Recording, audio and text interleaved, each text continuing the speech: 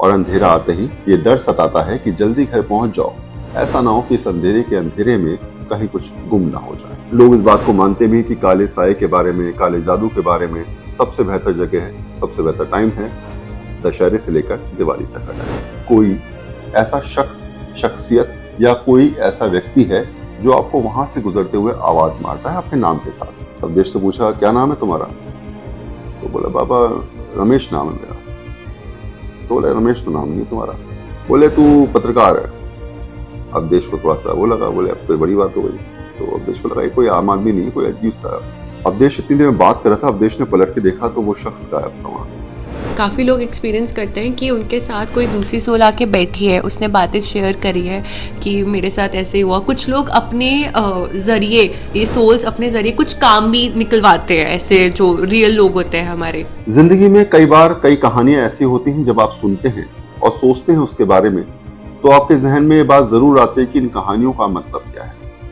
दिन और रात में हर कोई जानता है कि अंधेरे उजाले की परिभाषा बिल्कुल अलग है। दिन यानी कि एक चकाचौंध रोशनी और सब कुछ अच्छा, और अंधेरा आते ही ये डर सताता है कि जल्दी घर पहुंच जाओ, ऐसा ना हो कि इस अंधेरे के अंधेरे में कहीं कुछ गुम ना हो जाए। और शायद यही वजह है कि लगातार अंधेरे की इस कहानियों के साथ लोग काले साए को जोड़ते हुए नजर आते हैं। नमस्कार, मैं हूं वरुण सिन्हा और मेरे साथ है मेरे दो सहयोगी पलक शर्मा और साथ में शबाना खान।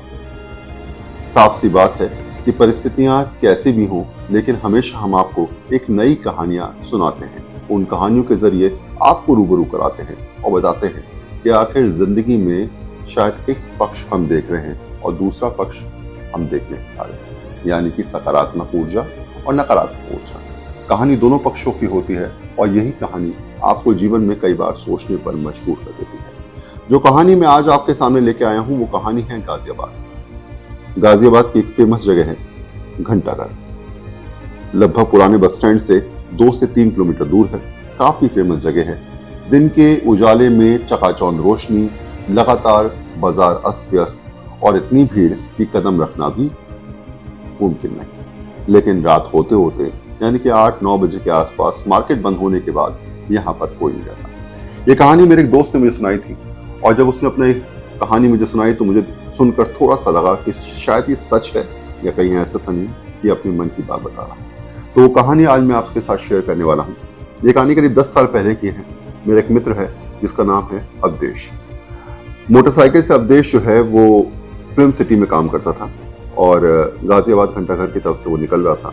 दिवाली का मौसम था और दिवाली में हम खासकर ये कहते हैं कि तंत्र मंत्र क्रियाएं और जादू टोना या फिर जिंदगी में किसी का अच्छा करना हो, किसी का बुरा करना हो, ये सारी स्वाभाविक क्रियाओं के लिए सबसे बेहतर टाइम जो होता है वो दिवाली के आसपास का समय होता है। और लोग इस बात को मानते भी हैं कि काले साए के बारे में, काले जादू के बारे में सबसे बेहतर जगह है, सबसे बेहतर टाइम है दशहरे से लेकर दिवाली तक का टाइम। और इस समय हमेशा ये सब देखते भी, आपने देखा भी हो कई बार जो है वो चौराहे पर नींबू, मिर्च, पता नहीं कौन कौन सी चीजें आपको देखने को मिल जाएंगी।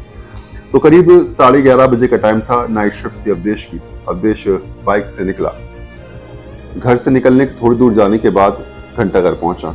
घंटाघर में रुका 5 मिनट। उन्हें सोचा कि ऑफिस पहुंचने में तो टाइम लगेगा, आज पिकअप की गाड़ी भी नहीं आई, अपनी बाइक से निकला हूं तो चलो चाय पी लेता हूं, थोड़ा लेट पहुंचूंगा, 12:30 के आसपास ऑफिस पहुंच जाऊंगा, यहाँ से 20 मिनट का रास्ता है और कोई दिक्कत भी नहीं है। वहीं चाय की टपरी थी, बैठ गया अवधेश, चुपचाप बैठा रहा, चाय मंगाई, चाय पी। एक और मन किया चाय पीने का, दूसरी चाय भी मंगाई, दूसरी चाय पी और पीते पीते उसने देखा कि बराबर में एक इंसान आके बैठा उसके। अवधेश ने उससे पूछा कि क्या बाबा इतनी रात में यहाँ कहाँ से?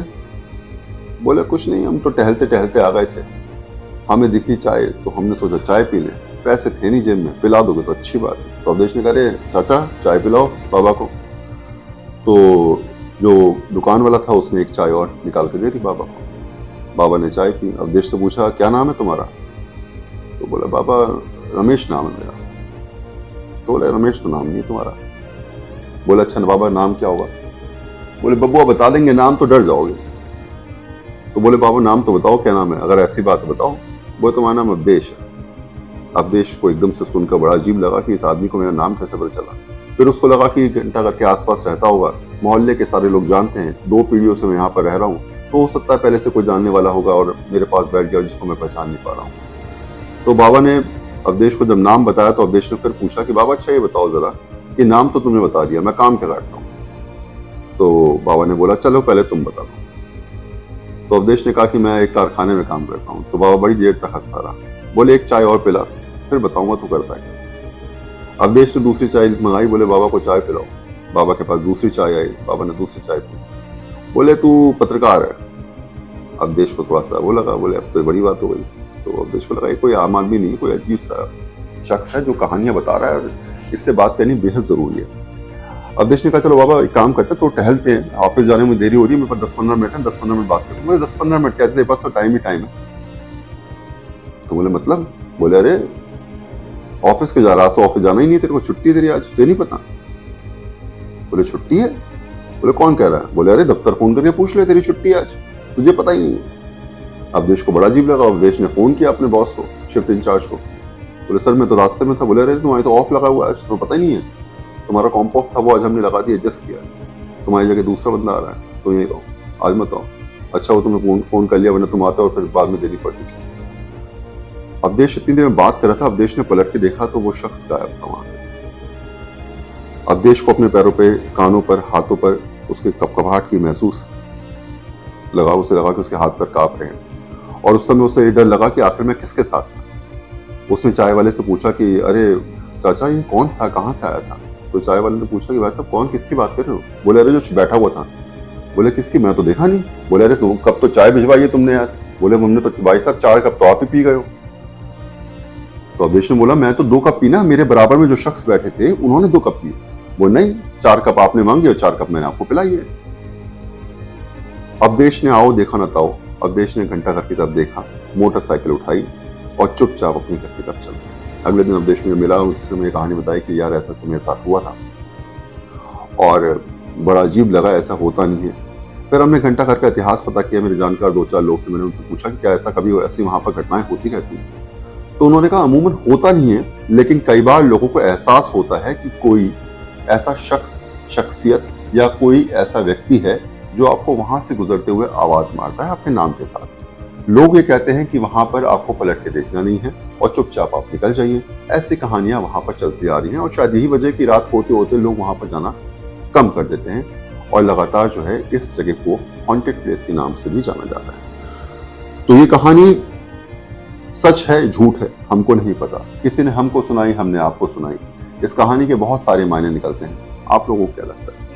बहुत ज़्यादा कॉमन रहती हैं, काफ़ी लोग एक्सपीरियंस करते हैं कि उनके साथ कोई दूसरी सोल आके बैठी है, उसने बातें शेयर करी है कि मेरे साथ ऐसे हुआ। कुछ लोग अपने ज़रिए, ये सोल्स अपने ज़रिए कुछ काम भी निकलवाते हैं, ऐसे जो रियल लोग होते हैं हमारे। तो मुझे लगता है कि ऐसे लोग प्रेजेंट होते हैं, मेरे को ये मानना चाहिए। आपके साथ अलग ऐसा हो जाए बट वो अच्छे वे में होना चाहिए कि कोई अच्छा काम कराए। कुछ लोग बुरा भी काम कराते हैं, कुछ पर्सनली मतलब किसी को हिप्नोटाइज करके ऐसे सोल्स बहुत ही किसी को मरवा देती है या किसी को मर्डर करवा देती है, कुछ ना कुछ ब्लैक मैजिक करके उनके साथ एक काम कराती है।